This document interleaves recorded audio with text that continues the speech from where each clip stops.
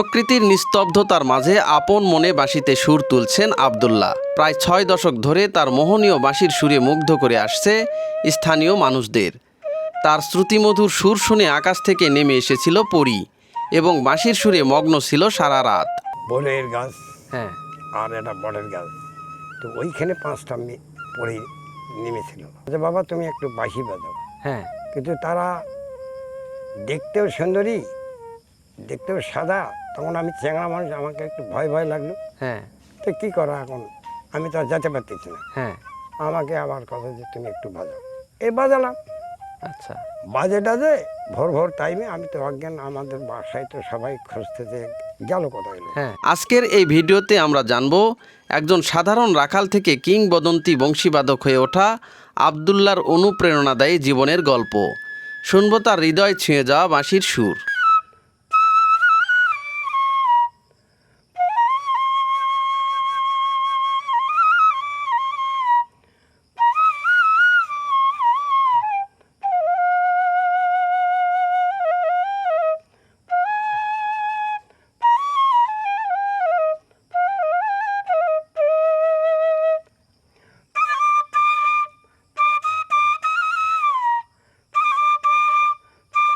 দাদু, আপনি কেমন আছেন?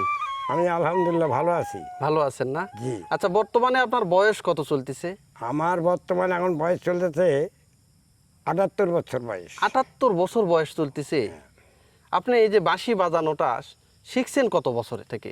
আমার যখন বয়স 12 বছর হ্যাঁ, তখন থেকে আমি এই বাঁশিটা বাজাই। বাঁশি বাজান তখন থেকেই? জি। আচ্ছা, আপনি এই যে বাঁশির প্রতি আগ্রহী হলেন কিভাবে? আমার একটা আকাল হলো, গরু চড়াতো মাঠে, হ্যাঁ, ওনার বাঁশি শুনে তখন ওই বাঁশিটাই আমি নেওয়ার জন্য খুব চেষ্টা করছি, কিন্তু উনি তো আমাকে দেয়নি। শেষ পর্যন্ত আমি মেলা পালন থেকে, আমি মেলার থেকে একটা ধরো 4 আনা পয়সা দিয়ে আমি হলো মনে করো ওই বাঁশিটা নিয়ে আসছি। অনলি 4 আনা পয়সা? 4 আনা পয়সা, তখন 4 আনা পয়সার খুব দাম ছিল। তো এই বাঁশিটা দিয়ে তখন আমি বাজাতে তখন আমি আর কি শিখে গেছি। আমার কোনো গুরু নাই। কপাল আর গালে বয়সের ছাপ। সামনের সারির কয়েক জোড়া দাঁত হারিয়েছেন বেশ আগেই। ফোকলা দাঁতের ফাঁক দিয়ে বের হওয়া বাতাস দিয়েই বাঁশিতে তোলেন সুর। এই বংশীবাদক হলেন দিনাজপুরের নবাবগঞ্জ উপজেলার জগন্নাথপুর গ্রামের আব্দুল্লাহ। অভাবের সংসারে দুমুঠো ভাতের জন্য তিনি মাঠে রাখালের কাজ করতেন। মাত্র 12 বছর বয়সে একই মাঠে থাকা রাখাল গোপাল রায়ের বাঁশি বাজানো তাকে গভীরভাবে টেনে নেয়। তিনি খুব সুন্দর বাঁশি বাজাতেন। ওই রাখালের পাশে বসে বাঁশির সুর শুনতেন তিনি।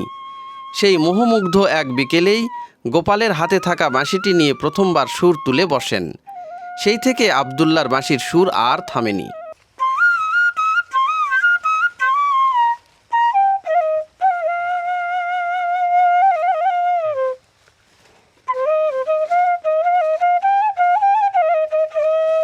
আচ্ছা, আপনি এই যে রাখালের কাছ থেকে যে বাঁশিটা শুনছেন, ওই রাখালের নামটা কি আপনার মনে আছে? ওনার নাম হলো গোপাল। গোপাল না? আপনার এলাকারই?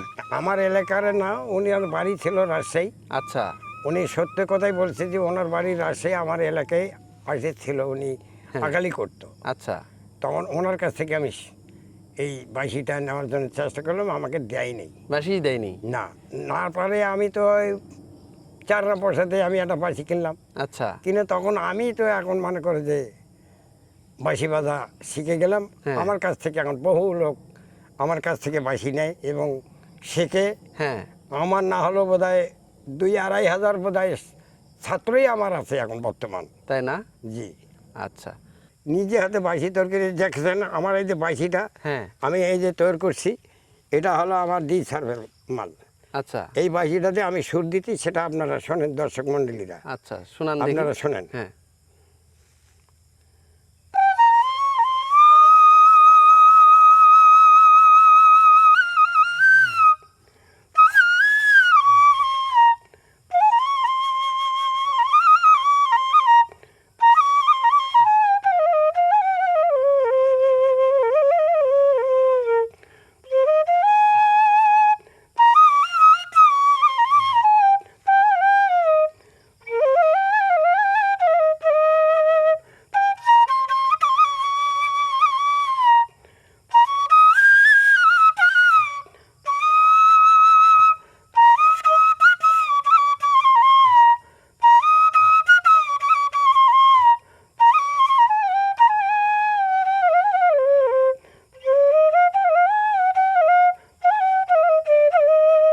যুবক বয়সে বিভিন্ন সাংস্কৃতিক অনুষ্ঠানে বাঁশি বাজাতে দেশের এক প্রান্ত থেকে আর এক প্রান্তে গেছেন তিনি।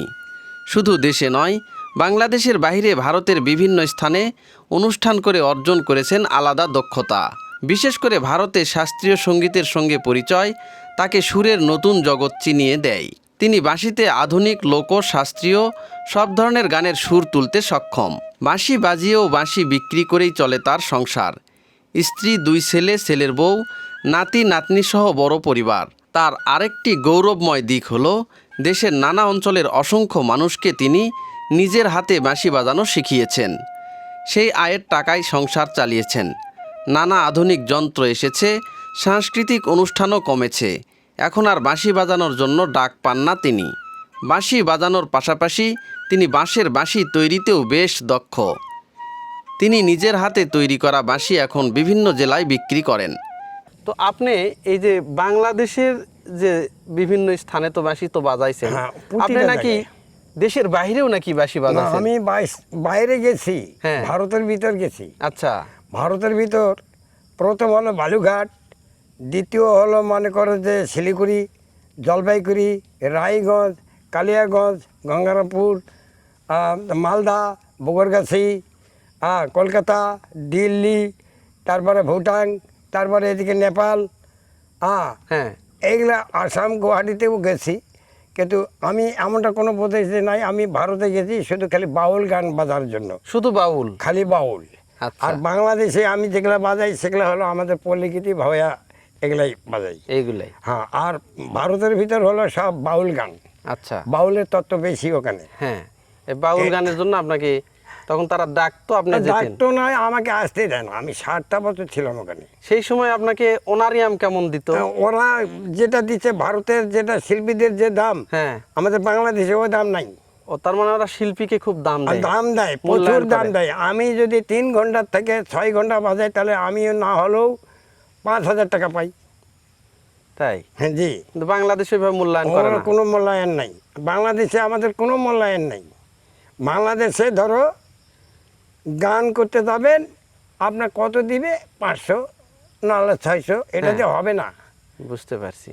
কথা মানে এটা বুঝলেন? দিয়ে এগুলা দিয়ে যাওয়া আমাদের আসার পোষাবে খরচই না। উঠবে না। না।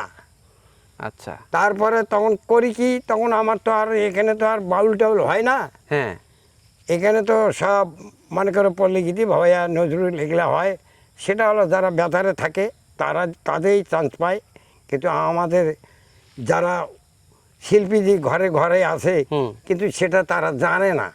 আচ্ছা, তে শিল্পীগুলা যদি আমাদের সহযোগিতা করতো, তাহলে আমি অনেক দূর যেতে পারতাম। সেটা আমি যেতে পারি নাই। বুঝতে পারছি। যার জন্য আমি কি করি, বাঁশি তৈরি করি, নিজে হাতে বাঁশি তৈরি করে। দেখছেন আমার এই যে বাঁশিটা, হ্যাঁ, আমি এই যে তৈরি করছি, এটা হলো আমার ডি সার্ভের মাল। আচ্ছা, এখন একটা কথা এখানে প্রচলিত আছে, হ্যাঁ, সেটা হচ্ছে যে আপনি নাকি এই বাঁশি বাজিয়ে পরীকে নামিয়েছিলেন। এটা সম্পর্কে যদি একটু বলতেন।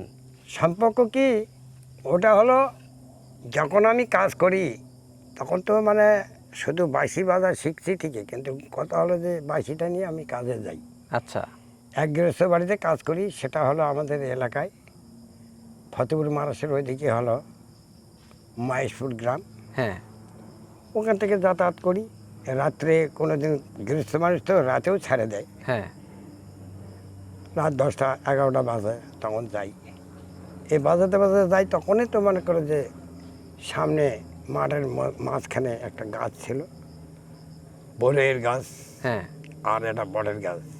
তো ওইখানে 5টা পড়ে নেমেছিল। তখন আপনি বাঁশি বাজাচ্ছিলেন? তখন আমার হাতে বাঁশি ছিল। আচ্ছা, বলছে, বাবা তুমি একটু বাঁশি বাজাও। হ্যাঁ, কিন্তু তারা দেখতেও সুন্দরী, দেখতেও সাদা। তখন আমি চ্যাংড়া মানুষ, আমাকে একটু ভয় ভয় লাগলো। হ্যাঁ, তো কী করা এখন, আমি তো আর যেতে পারতেছি না। হ্যাঁ, আমাকে আবার কথা যে তুমি একটু বাজাও। এই বাজালাম, আচ্ছা, বাজে টাজে ভোর ভোর টাইমে। আমি তো অজ্ঞান, আমাদের বাসায় তো সবাই খুঁজতেছে গেল কোথায় এলো। হ্যাঁ, তো আমি তো সকালবেলা তখন থিত পাইছি। হ্যাঁ, এক হালুয়া আসে, তখন ওই থিত পাওয়ার পরে আমার কথা, আরে এখানে কেন? যে আমি তো কিছু বুঝতে পারলাম না। হ্যাঁ। এখানে তো 5টা পড়ি নেমেছিল। আচ্ছা, যার জন্য বাঁশি শুনলো, হ্যাঁ, শুনে এখন ওরা চলে গেল, আমি তখন অজ্ঞান হয়ে গেল। তার মানে এটা একদম সত্য কথা। একটা সত্য। এবং ওই পরীদের আপনি তো দেখছেন, তাদের রূপ কেমন ছিল? রূপ হলো ফর্সা, হ্যাঁ, সুন্দরী। তাদের সুন্দরী, তাদের গয়নাপাতি দেখলে মাথায় ব্রেন নষ্ট, কাপড় সাদা, তাই? কোনো ওদের পাকা আছে। হ্যাঁ, আর যে রোডটা নামিছে হ্যাঁ, ওই রোডটা পিরাবার মনে করে যে একদিকে মানুষের মাথা, হ্যাঁ, মেয়ে মানুষের, হ্যাঁ, আর পিছনে হলো ঘোড়ার মতো, আচ্ছা, কথা বলছেন। হ্যাঁ। আর 4টা চাকা ছিল, হ্যাঁ, রথ, ওটা বলা রথ, হয় হ্যাঁ, রথ। রথ, পরীদের ওটা রথ। বাস্তব, আমি যেটা দেখছি সেটা সত্যি। কারণ আমার বয়স তখন তো 12 বছর, হ্যাঁ, তখন তো আমার পাপ ছিল না, না, কোনো মিথ্যা কথা বলি না, যার জন্যই আমি দেখতে পাচ্ছি। তাছাড়া এখন যুগে আর হবে না। আর হবে না, না, না, বুঝতে। এটা হলো ব্যাস 11 স্কেলের মাল। আচ্ছা, এগুলো আমি বিক্রি করতে থাকি। এটাতে আপনি কি সুর বাজাবেন এখন? এটা আমি বাজাই রাগ। রাগ বাজাবেন? হ্যাঁ, ভৈরবী রাগের উপর ভৈরব। তাল হবে এটা, হ্যাঁ, তালে মানে আসবে এটা, হ্যাঁ, ভৈরবী রাগের উপর। হ্যাঁ,